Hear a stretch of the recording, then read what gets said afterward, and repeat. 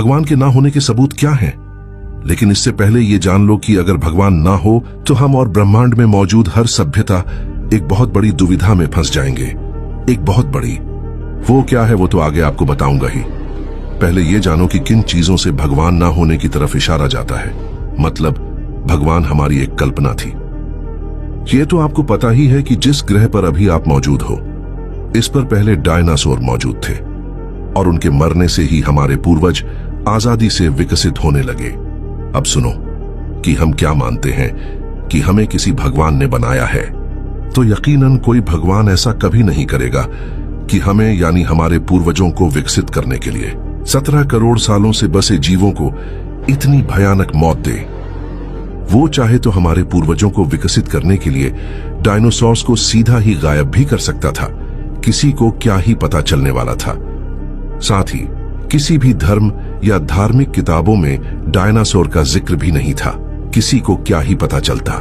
लेकिन क्योंकि डायनासोर्स इतनी भयानक मौत मरे हैं, तो जरूर कोई भगवान हमारे पूर्वजों को विकसित करने के लिए ऐसा कभी नहीं करेगा, क्योंकि इसीलिए उनको भगवान कहा जाता है।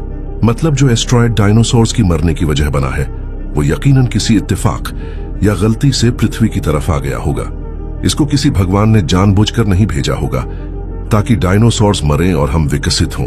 लेकिन अगर ऐसा ही है तो फिर तो हम भी बस एक इत्तेफाक से ही विकसित होने लगे होंगे, क्योंकि जैसा कि हम जानते हैं कि हम डायनासोर्स के खत्म होने से ही आज यहाँ हैं। और अगर डायनासोर्स एक गलती या इत्तेफाक से मरे हैं, तो फिर तो हम भी एक गलती या इत्तेफाक से ही विकसित हुए हैं। हम किसी भगवान की मर्जी से यहाँ नहीं हैं और कोई भी भगवान नहीं है, क्योंकि कोई भगवान हमें विकसित करने के लिए 17 करोड़ सालों से बसे जीवों को इतनी भयानक मौत नहीं देगा। तो हो ना हो वो एस्टेरॉयड गलती या इत्तेफाक से ही पृथ्वी की तरफ आया होगा और फिर गलती से ही 17 करोड़ सालों से बसे जीव खत्म हुए होंगे। और फिर हमारे पूर्वज जो तब जमीन के अंदर चले गए थे, उनको इत्तेफाक से ही विकसित होने का समय मिला होगा। मतलब हम किसी भी भगवान की मर्जी से यहां मौजूद नहीं हैं।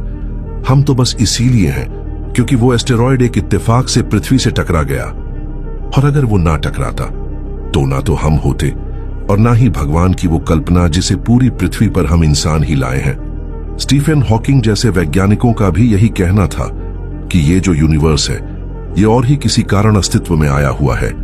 हो सकता है अपने आप, जैसे भगवान को माना जाता है कि वो अपने आप बने हैं।